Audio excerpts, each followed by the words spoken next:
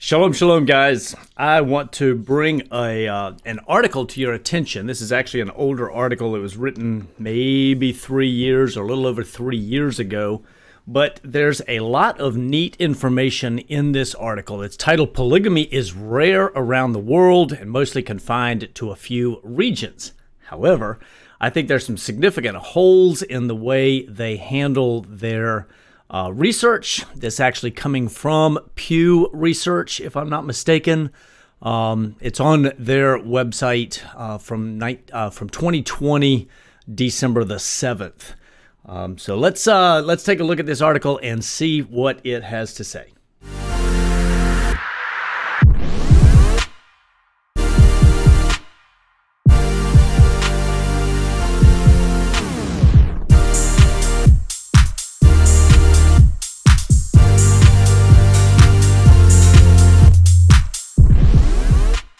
Pew Research has done some a bit of digging into polygyny, polygamy, and some of that as it affects the church, or what Scripture would call the ecclesia. Now, they're obviously looking just at the buildings with steeples, but probably not really getting a good feel for what's going on in the larger body out there. And they use information from Gallup. Some of it is Gallup poll stuff. So let's flip over here I'm going to flip screens, look over here. And the article says polygamy is rare around the world and mostly confined to a few regions.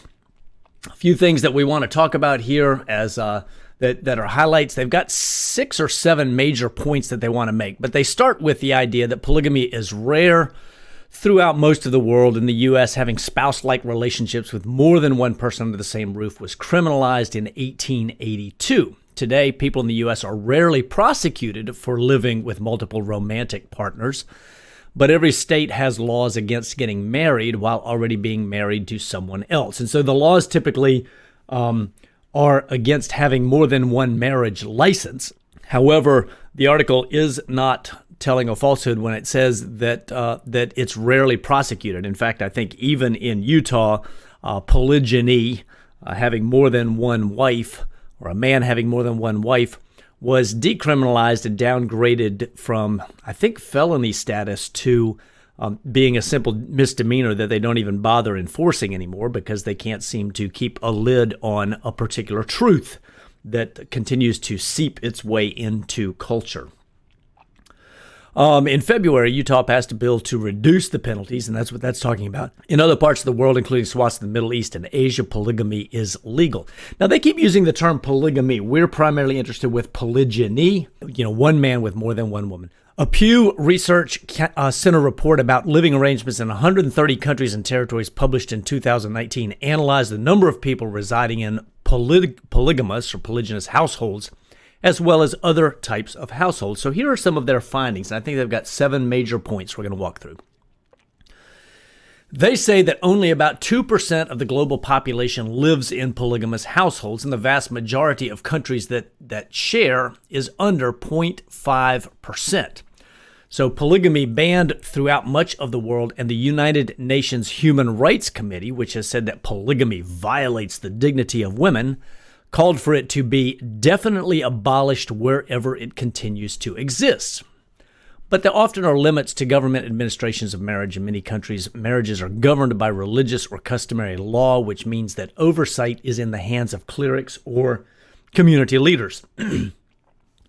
Now, I want to stop and make a point. They are talking about polygamy, or, different forms of polygamy that are accepted or mentioned in the public eye. And so their number says that it's only about 2% of the global population. However, a friend on a different platform where there was some discussion about this article had something interesting to say, and I want to put this person's comments up. I withheld name and information for their protection.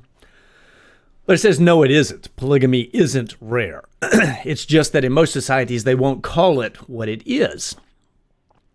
Okay, in the United States, for example, a man like Governor Arnold Schwarzenegger can have a wife and family and a mistress and a family, and that is socially acceptable behavior. there's been no long-term impact for him or for his actions. Okay. In Japan, not only do executives and government officials have mistresses and sometimes families with those mistresses, it's almost obligatory behavior for them, and they're considered odd if they do not do this, right? But these kind of numbers will not show up in a Pew Research article because that's not accounted for, right?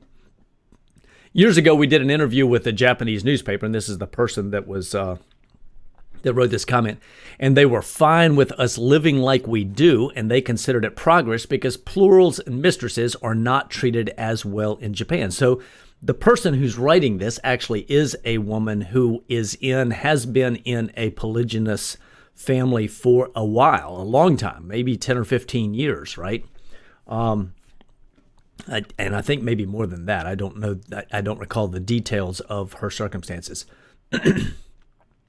But here, Japan thinks it is progress to actually have a covenanted, accepted place where she is safe and not simply a plural or a mistress that can be cast aside, as a Japanese executive might do if it's beneficial to move on or move up, right?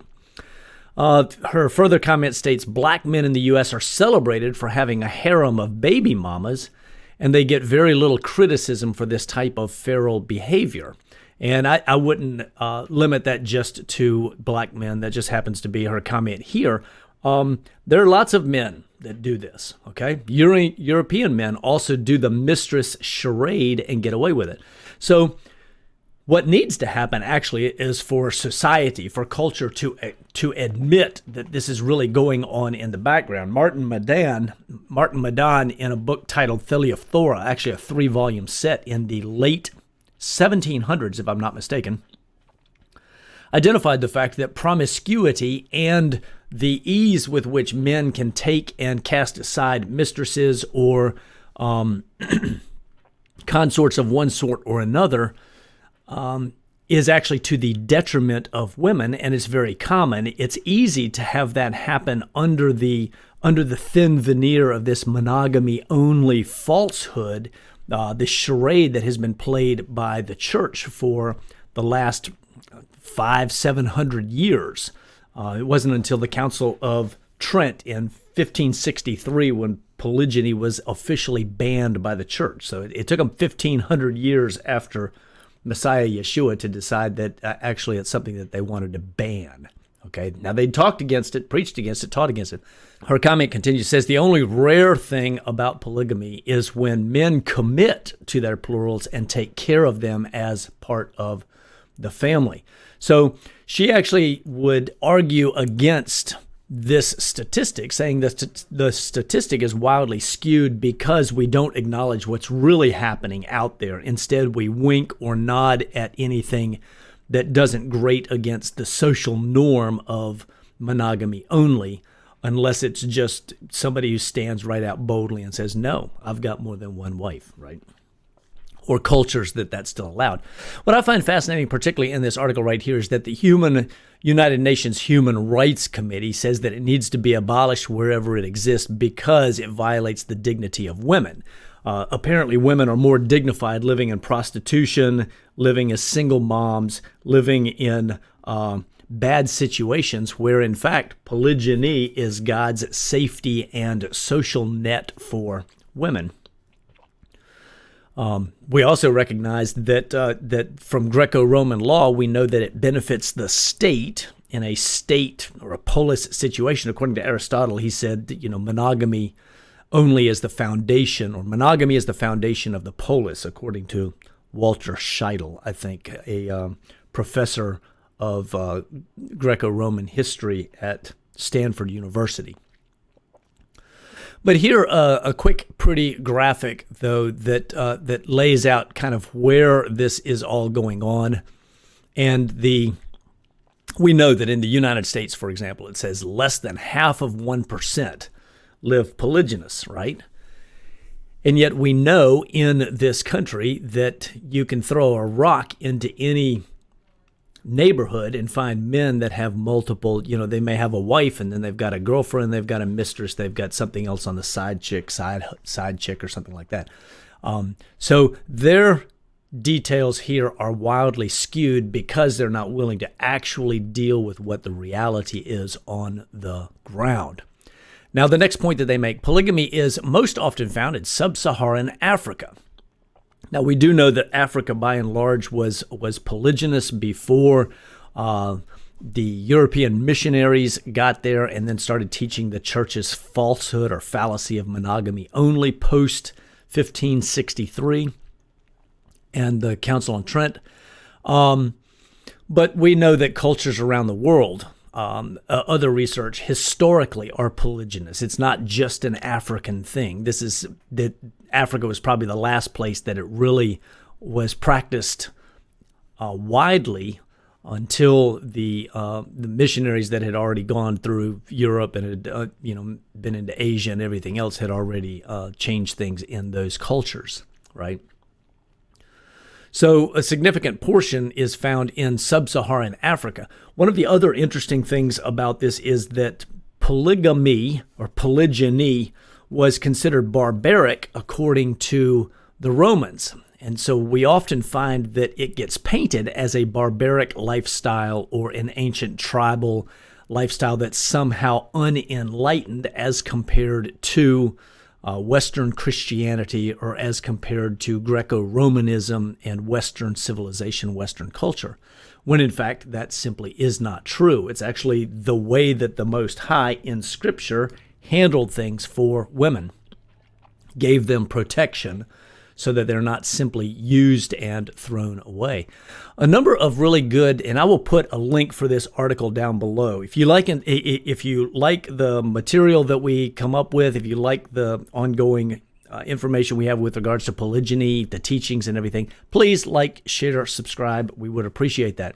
But I'll put a link to this article down below so that you can go and dig into the graphics a little bit more and what's there in terms of what percentage of individuals. For example, Burkina Faso, 36% of all individuals in the culture live in polygynous households. That to me is fantastic, demonstrating. Same thing with Mali, Gambia, Nigeria, Guinea, a number of places where a high percentage of the population, more than 10% in all of these live in polygynous households, some of which are Christian. Here in Burkina Faso, 24% are Christian, some are Muslim, and then others are by folk, religion, or others. But West and Central Africa include the largest concentration of these. But the percentage of Christian, as they point out, varies widely inside of those. For example, here it drops off a good bit, but then you get down here to Chad, where 21% of the total 15% are Christian, and so that's a good thing. Okay, they actually understand the scriptures apart from what Christendom, D-U-M-B, teaches. Many of the countries that permit polygamy have Muslim majorities, and practice is rare in many of them. So it is interesting that in many Muslim countries that polygyny is rare, or at least it's rare as according to this report. For example, only 1% or fewer than 1% of Muslim men in predominantly Muslim countries like Afghanistan, Pakistan, Bangladesh, Iran, and Egypt practice polygyny, where it's legal in a number of other places, but they weren't included in the study due to data limitations. That would include Saudi Arabia, Qatar, the UAE, and neighboring countries. And they often cite Quran verse 4:3, which instructs men to take as many wives as they can take care of, up to 4. So apparently 4 is what they regard as the most that can be taken care of, etc. But Muslim countries are probably the predominant ones that accept polygyny. And we do find, oddly, that in the United States, there are places that Sharia law is accepted and allowed as a religious practice, and men are allowed to have more than one wife. We see Andrew Tate professing Islam, presumably because it gives him the opportunity to have more than one woman, right? The Jewish Torah and Christian Old Testament refer to several instances of accepted plural marriage, including Abraham, Jacob, and David. However, the practice was disavowed by these groups in the Middle Ages. This is very important to note. They're honest in their reporting. This was not disavowed until the Middle Ages. They're honest enough to say, you know what? This isn't something that was preached against in the New Testament. It's not something that was taught against even in the early years after the resurrection of Yeshua. Because we have church fathers who openly admit, preach against the Jews who have 4 and 5 wives and so on and so forth. By definition, they're not preaching against a ghost. They're preaching against something that's actually going on at that time. So Yeshua, the time of Yeshua and afterwards, it was common among the Jews to have multiple wives, which begs the question, why didn't Yeshua say something about it? And people will point to Matthew chapter 19, and that passage is about divorce and casting aside a woman to take another instead of maintaining the relationship with the first and carrying on with another, or adding to the family instead of simply replacing someone in the family. In India, Muslim men are allowed to marry multiple women, while men of other groups are not. So you see where Muslims get preferential treatment in some places. Okay. In Nigeria, for example, the federal level says it's a no-go, but if you go to the local level, the 12 Muslim majority states in the north, it's completely allowed. So religion often plays a role in how polygamy is governed and practiced within a single country. Okay. Number 6, polygamy usually takes the form of polygyny, where a man marries multiple women. Now, we know this for several reasons. Just from a purely physiological and sociological standard, men are designed by the Most High to be able to take care of a large group of women, or more than one woman, let's put it that way. Where a woman, once she's pregnant, she's tied up for 9 months, right? She also cannot provide for herself very well. And yet a man can go out and work and provide for multiple women. So those just the basic sociological foundation for the whole thing in the way men and women are designed and created. A man can, 15 minutes, make a baby, move on, right? However, not so with a woman. Takes her 9 months, which makes perfect sense when a man has multiple women. It's because he's capable of taking care of them, protecting them, being able to meet their needs, etc. So polyandry, which refers to wives having more than one husband or a mixture of men and women, is even rarer than polygamy and often mostly documented among small and relatively isolated communities around the world. That's an aberration of the design of the Most High and of necessity fails, right? Because the design of the Most High is the better route to go. While polygamy laws are usually skewed in favor of allowing men, but not women, to make multiple spouses, many countries' laws also speak to the rights of women. In Djibouti, a judge records the existing wife's opinion on any new marriage and investigates the husband's socioeconomic status before approving a marriage contract with an additional wife. That's allowing the law to get involved. I do think it's wise for the man to take a good self-assessment, or even to check with peers who are wise and discerning, and make sure that he's got his act together before adding a wife. But there's no reason for getting the state involved. Now, in this sidebar here, it's interesting, dealing just with Muslims. The percent of Muslims who say that polygyny or polygamy is morally wrong versus morally acceptable. In a lot of places, very high percentage of moral acceptability among Muslims. And all of these obviously are in Eastern and Asia and African countries. There's nothing here listed from the West or even from Europe. 1 in 5 U.S. adults believe that polygamy is morally acceptable. This is a stunning number, and this is actually 3 years old, according to a recent Gallup poll. Now, it's even more interesting to note that this share has tripled from 7% since 2003. So this particular report was around 2020. So in 17 years, it went from 7% to 20%. And I assume it continues to grow because certainly I see growth on our channel with men who are particularly being challenged by the truth in Scripture, what it actually says, and trying to understand, what do we do with this, right? How do we employ this properly? What is the Most High's plan? And that's something that we explore in lots of other things. We explore that on my Patreon, as well as counsel and help other men and families and women. We have a women's section on Patreon just for women that are seeking to get questions answered, seeking some help or support. Maybe their husband has started looking at this and they're trying to find some support and encouragement. One place is our Patreon. If you come and check that out. So this finishes up. That's basically the end of the article here. It does say that self-described liberals are more likely than conservatives to see polygamy as morally acceptable.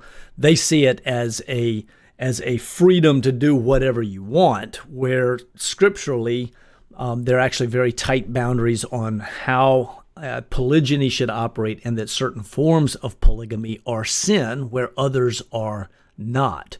Okay, specifically, a man can have more than one wife, but he cannot, or you should not have a mix. A woman cannot have more than one husband, let's put it that way. So that rules out polyandry and polyamory. But good article here. A lot of things continue to change, continue to grow. There's much that's happening in the world around us. A lot of men and women who are now awake and fighting the fight for truth in this area. Even if a person never actually goes out and practices polygyny, it is important to understand and walk in, accept truth as it comes from Scripture. And it's one of those fascinating things that simply laying the subject on the table, not saying you're going to do it, just laying the subject on the table immediately changes the dynamic in the house. It immediately exposes any rebellion and or feminism or feminist tendencies, matriarchal tendencies, the gynocracy, all that kind of good stuff, immediately exposes that. But the other thing it does is it immediately imbalances the relationship between you and your woman by virtue of the fact that you are unique. And you can add a woman, and simply having this laid on the table immediately identifies who the head is, or who the head should be, or maybe who the head really is. Because all of a sudden, if she's saying, "Oh no, hell no, that's not happening in my house," well, now we know who's the head of the house and what kind of work you need to do to get things fixed, right? So that's a big one. Simply bringing the topic up will expose challenges in your house, and will begin to help you identify what you need to shore up, what you need to work on. So there you go. Good article right there. Good information. And it is pewresearch.org. I will put a link to the article down below. There's also a link to our Patreon and a link to other things down below every one of our videos. So we would love to have you come join us. As other, we also have a group within it just for creators who are working on coordinating some of the things that we're talking about and messages that we're putting out, so that we can better inform, teach, and bring truth to the world around us with regards to marriage and headship and patriarchy and all of these good things. All right, for King and Kingdom, I bid you shalom.